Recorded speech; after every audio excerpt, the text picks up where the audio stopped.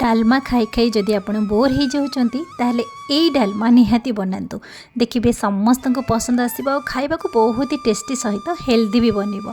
कार्तिक मास सारा वर्तमान तो बिना पियाज रसुण रे घरे घरे बना जाउची किंतु एई भली भाव रे टिके यूनिक बनातु देखिए बहुत ही टेस्टी बनिबो। तो मु एमती बहुत ही सहज उपाय रे बनैछि भाबिली आपण मानक सहित शेयर करबी। एठी मु नेछि सजना साग बदल रे आपण कोसिला किंबा लेउटिया साग मध्य नै परिबे। साग को भलसे मु बाछि नेछि सागरो तार डेम्फ गुडी को मु अलगा करि आनिछि। एबे हमें सबु सजना साग को भलसे परिष्कार करके धोईकी ताको हमें छांकी के रखिदबा। तो एपटे आमे साग को साइड रखिबा। चलंतु अलगा प्रिपरेशन करबा। एठी मु गोटे गिन्ना मु हाफ कप हरड़ डाली मु भिजी देइथिली। तो आपण हरड़ डाली जगार आपण मुग डाली नहीं पारिबे। एथिरे मु 1/3 कप मसूर डाली ऐड करिछि।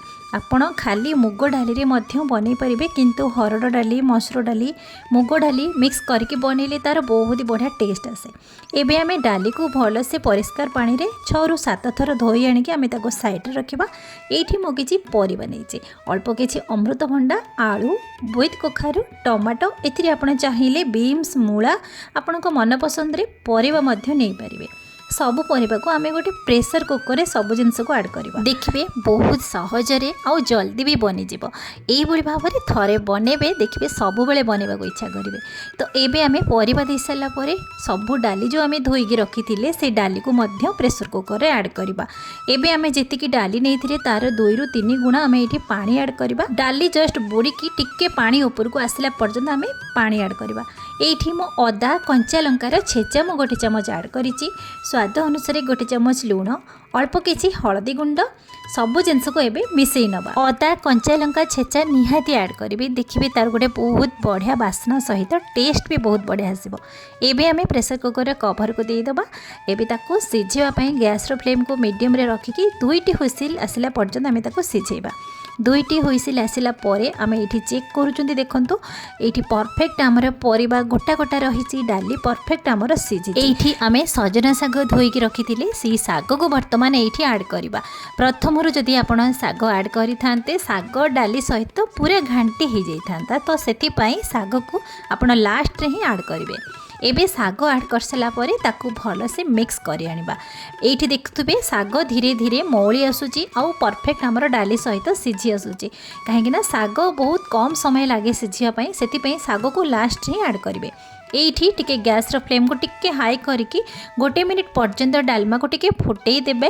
तापरे आमे प्रेशर कुकर को साइड रखिबा।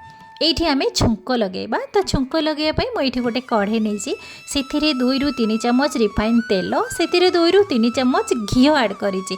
आपण चाहिले खाली घी रे मध्य छुंक लगे परिबे। तो मु घी सहित रिफाइन तेल मध्य ऐड करिछि। सेथिरे अल्प किछि पंच फुटण अल्प किछि छेचिथिबा अदा सुखिला लंका देकी आमे भलसे छुंक लगेबा। एठी मु 2टी टमाटो को एमती काटिके सेथिरे ऐड करिछि। तो आपण चाहिले टमाटर क्वांटिटी कमई पारिबे आ फुटण जगह रे जीरा मध्य छुंक लगे पारिबे। एथिरे अल्प किछि हळदी गुंड अल्प किछि लंका गुंड देकी आमे ताको भलसे मिक्स करि आनिबा। टमाटो टिके सिझी आसिले मु एठी ऐड करिछि गोटे चमच गोटा धनिया पानमधुरी जीरा को हल्का भाजी की तार दरदरा गुंड करथिले। तो सही मसला को मुझे ऐड करिछि। देखिए बहुत बढ़िया गोटे बास्ना आसीबो तार टेस्ट भी बहुत बढ़िया आसीबो। तापरे एबे हमें सब जिनस को भल से मिसई नबा। तो एठी हमें छुंक लगेबा। जो गरम गरम डालमा थिला तो डालमा को आपण एई मसला छुंक रे ऐड करिवे आ भल से मिसई नेबे। यही प्रोसेस रे थरे बनेबे देखिए बहुत ही बढ़िया बनइबो। कहीं ना बिना प्याज रसुण रे वर्तमान कार्तिक मास रे समस्ते खाउछंदी घरे घरे बनाउछंदी।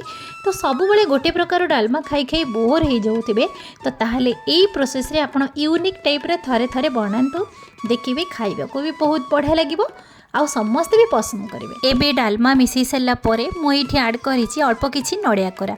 आपण निहाती भाव में नड़िया कोरा को ऐड करंतु देखिए तार गोटे बहुत बढ़िया टेस्ट आसीबो आउ बास्ना गोटे एमिति आसीबो जेमिति मंदिर रे डालमा बास्ना हुए सेई बास्ना भी आसीबो घर सारा जेमिति महगे उठिबो।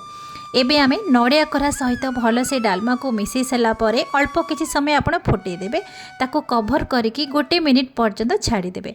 तो एठी 1 मिनिट पर देखंतु डालमा हमर परफेक्ट हमर बनी जाइछि। साग भी बेसी घांटी नाही तो परफेक्ट आमर सजना साग भी देखा जाउची डालमा रे। एठी आपण चाहिए भजा जीरा लंका गुंड मध्य एठी ऐड करि परिबे, गरम मसला मध्य एठी ऐड करि परिबे। तो मु एठी किछि ऐड करि नै, जस्ट सिंपल तरीका रे मु बनैछि।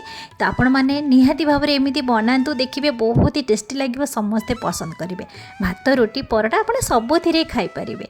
तो साग भजा सब बेले खाउचंती, तो सागर भी एमिति भी थरे थरे बना बिना प्याज रसुण रे सजना सागर डालमा। जदि आपण मानकु पसंद आसीथिबो बिंदुरोसई चैनल को सब्सक्राइब करबा सहित लाइक शेयर कमेंट करबा को जमा भूलिबेनी। पुणी देखा हबा नुआ वीडियो रे, से पर्यंत नमस्कार।